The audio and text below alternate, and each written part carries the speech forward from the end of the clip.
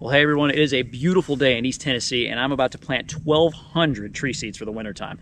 So the first question is, where am I going to get all the potting media? Now listen, if you've been to any of the big box stores recently, you know that dirt is not dirt cheap. Potting media is actually extremely expensive.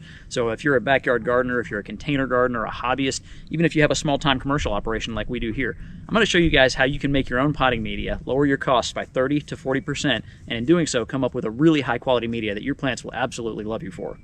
So the first thing we're going to add is compressed coconut husk.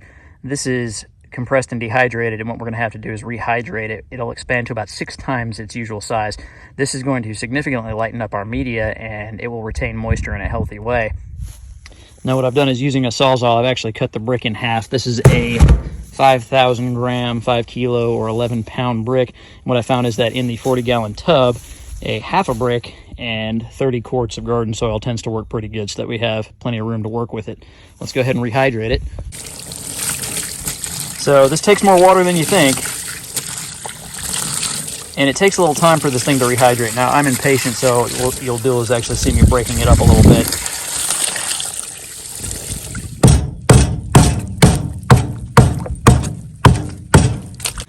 So as you can see, I've got that broken up pretty good, and it's starting to rehydrate. This will probably take about 20 minutes to completely rehydrate when it's that small, but you'll be surprised how big this volume actually becomes once it's full of water. And we'll probably still have to add some water from here because it'll suck it up pretty good.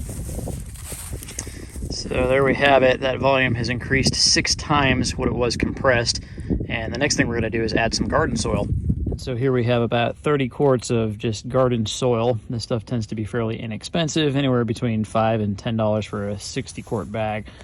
This stuff tends to be really heavy. It's very rich, smells like manure.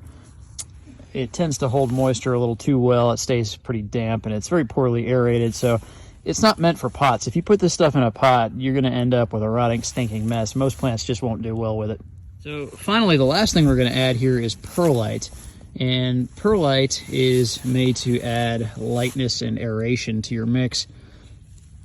So here I bought a 4 cubic foot bag. This is a huge bag. You don't want to buy this stuff in the box stores, guys. It's really expensive in the box stores. I just actually found a supplier on eBay that sells these really inexpensively for the mass that you're getting here, and the shipping was free. So just go ahead and get you some perlite in bulk, and you'll do pretty well. So now we've added some perlite to the top, and the mixture that I go with here, in this case, I used a half a brick of the cocoa coir.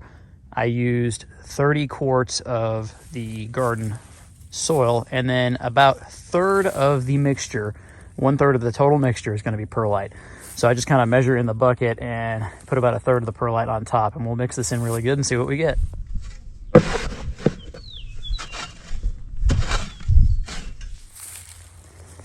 And so as you can see, here's the end result, just like we showed you before. So very lightweight, highly aerated, good at holding moisture. And so our plants should really thrive in this. And this works well for lots of different types of plants now.